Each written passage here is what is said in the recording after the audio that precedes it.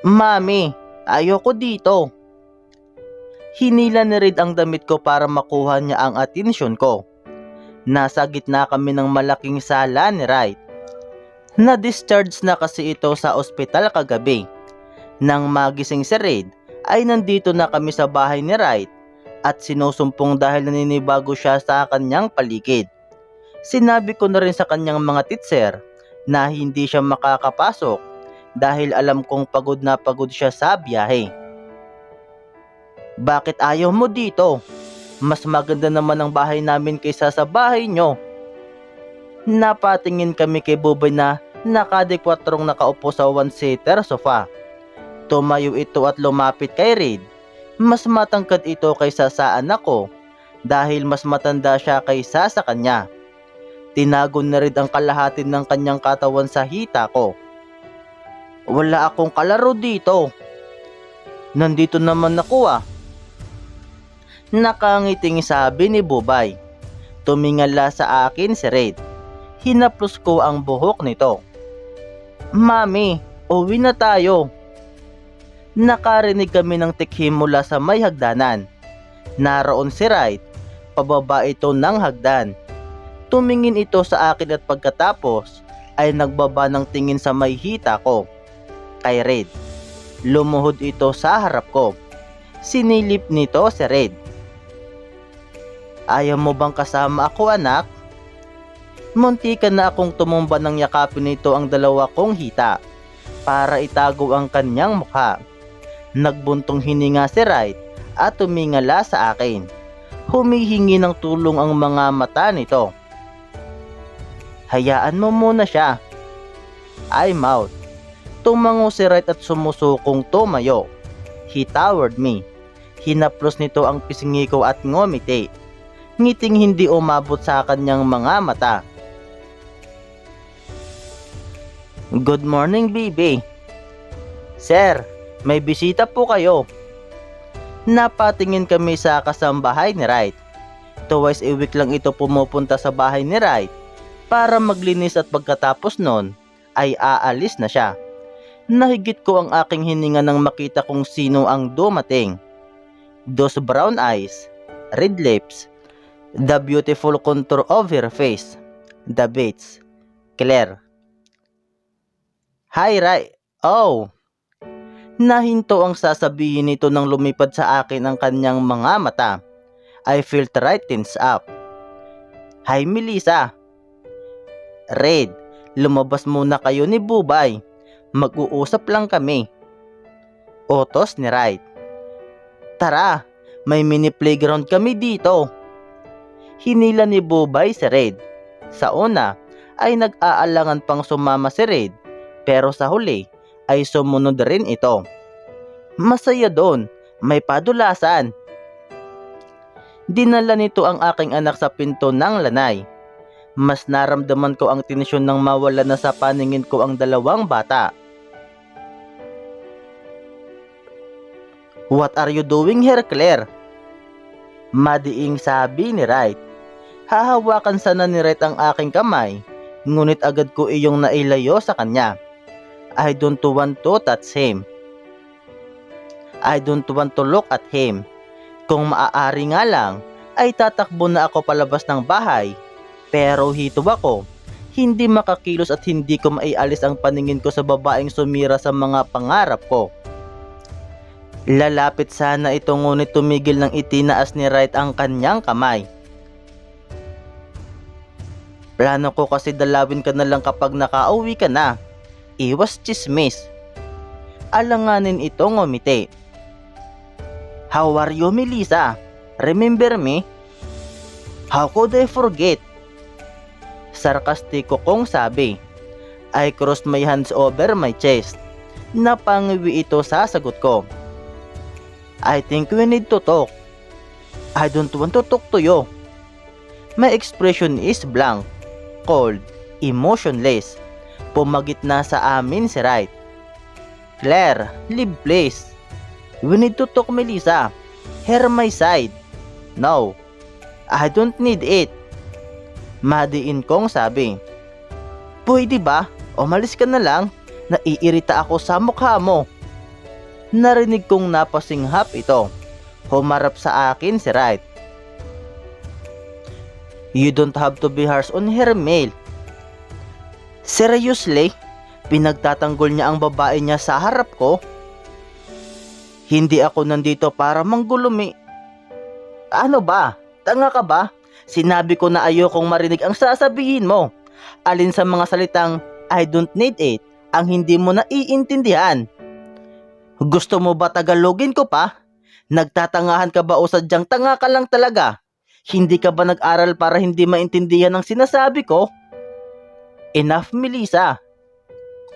Matalim kong tiningnan si Wright nang tumaas ang tono ng boses nito.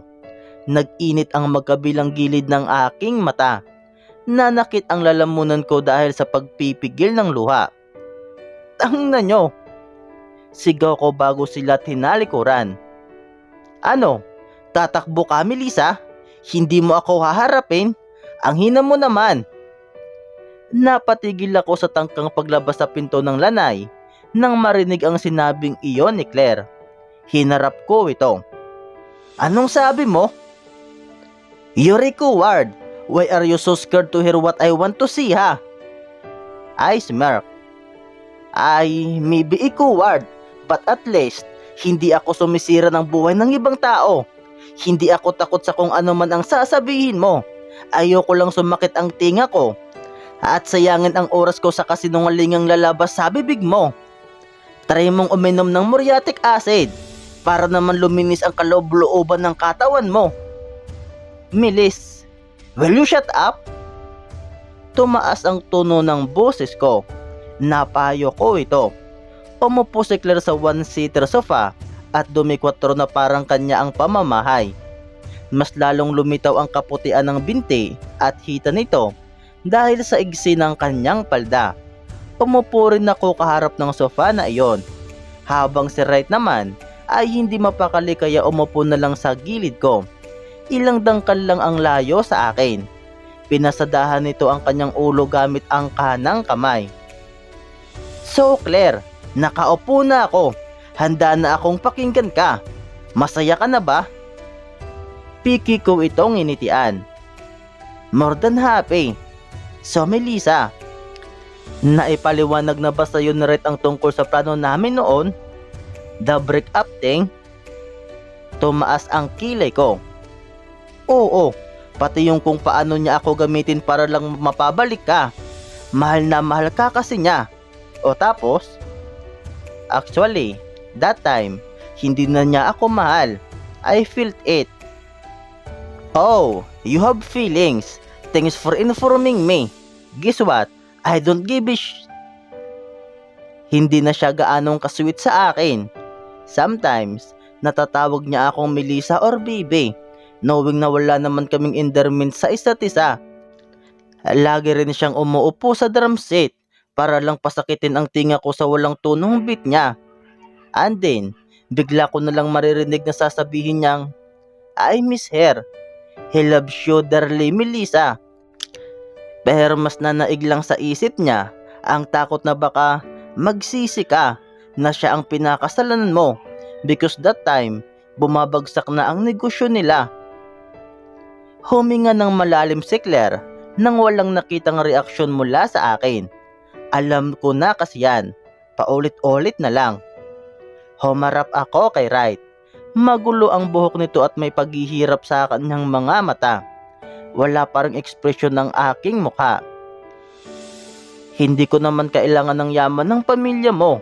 Ikaw lang nun ang kailangan ko. Pinagtabuyan mo ako. Nakaramdam rin ako ng takot nung sasabihin ko na sa'yo na buntis ako. Right. Pero sumugal pa rin ako. Dapat sumugal ka rin noon. Hindi sumagot si Wright. Nanahimik lamang ito habang nakatingin sa mga mata ko. Paghihirap at pagsisisi ang nasa mga mata nito. Melissa, hindi naman masama kung bibigyan mo siya ng pagkakataon para maayos kayo. Ang Diyos nga nagpapatawad. Tayo pa kayang nilalang niya? Madali lang para sa'yo sabihin yan, Claire. Hindi naman kasi ikaw yung nabuntis. Hindi naman ikaw yung pinagtabuyan. Hindi mo naranasan kung paano gagawin ng taong pinaglaanan mo ng lahat ng sa iyo. Pinunasan ko ang luhang tumulo sa aking mata. Lumunok ako ng ilang beses para lamang patigilin iyon sa pagtulo. Simple lang sa iyo para sabihin patawarin ko siya agad dahil lang mahal na mahal niya ako. Kung alam niyo lang ang dinanas kong hirap, pinagsabay ko ang pag-aaral, trabaho at pag-aalaga kay Red. Halos hindi ako natutulog kasi gusto ko paggising ng anak ko, may makakain siya, may makakain kaming dalawa. Gusto kong magtapos ng pag-aaral para lang masustentuhan ng anak ko kasi gusto kong bigyan siya ng magandang buhay. Tiniis ko lahat, yung lungkot, takot at panghuhusga. Lahat ng tao sa paligid ko kung ano-ano ang sinasabi sa akin dahil lang nabuntis ako ng maaga. Parang kasalanan ang nagawa ko dahil lang nabuntis ako.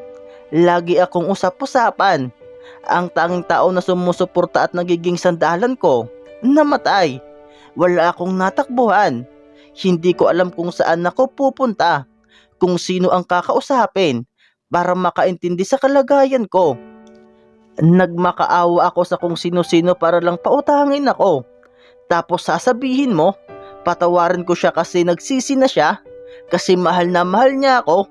Hindi na ako tanga. Mami, napatingin kami sa pinanggalingan ng maliit na busis na iyon. Nasa may pinto ng lanay si Red at nakahatingin sa akin.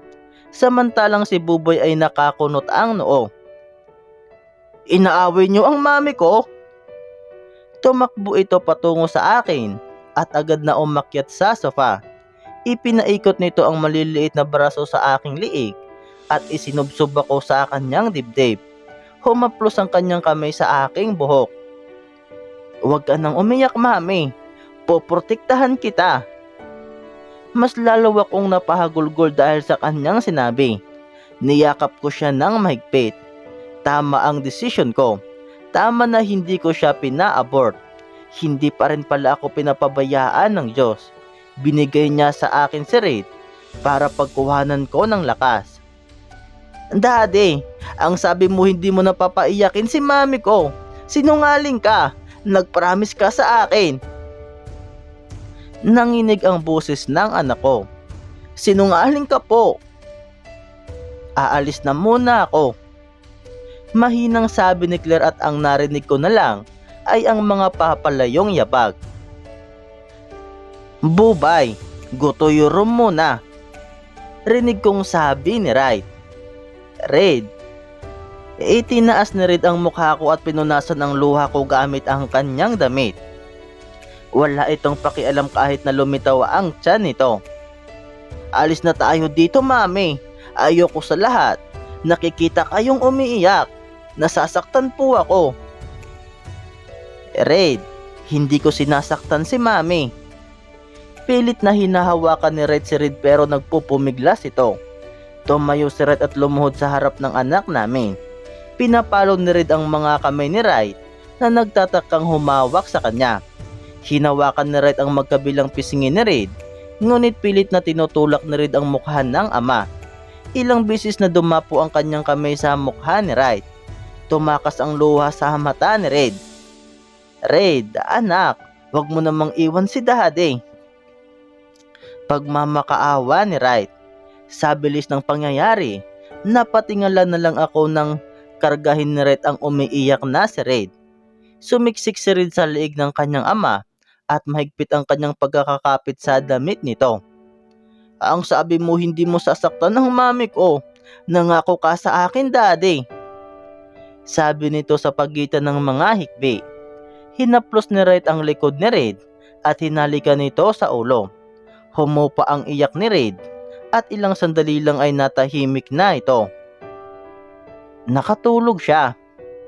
Ay murmured. Huminga ito ng malalim sa kaumupo sa tabi ko. Naramdaman ko ang pagod niya at panlalata. Nanatili ang mga braso nito sa katawan ni Red. Nakapatong ang ulo ni Red sa kanyang dibdib at mahinang humihilik. Napansin ko ang pumumula ng mukha ni Red dahil sa mga natanggap na palo mula kay Red. Magulo pa rin ang buhok nito na parang ilang ulit na sinabunutan.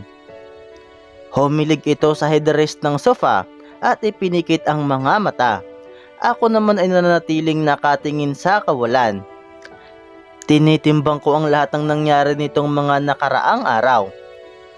Naputol ang katahimikan when out of the blue, Wright starts humming. Then he sings.